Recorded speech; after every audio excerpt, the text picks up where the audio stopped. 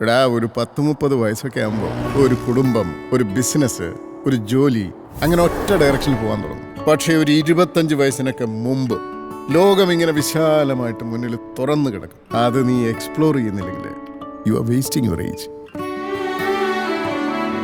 Welcome to Dubai ma'am.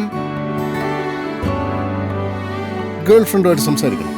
Girl ഫ്രണ്ടോ? എന്ത് നല്ല കുട്ടിയാന്നറിയോ? പള്ളിക്കാര്യത്തിലൊക്കെ എന്നാ ശ്രദ്ധയാ. നീ ഇതെങ്ങനെ ഒപ്പിച്ചു?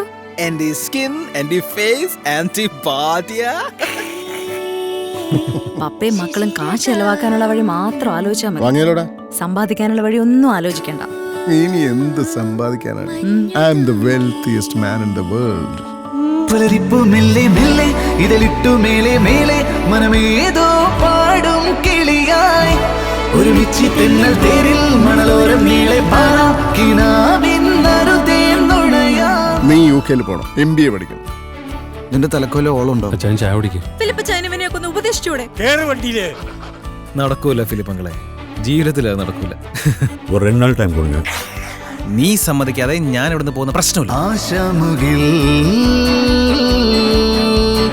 അതിരിടാവാനിലായി പാറുന്നു നാം പറവകൾ പോലവേ. Dear Lord, may your grace and love be the foundation of this family. Till your kingdom come. Amen. Kingdom of Heaven. I like it. Me too.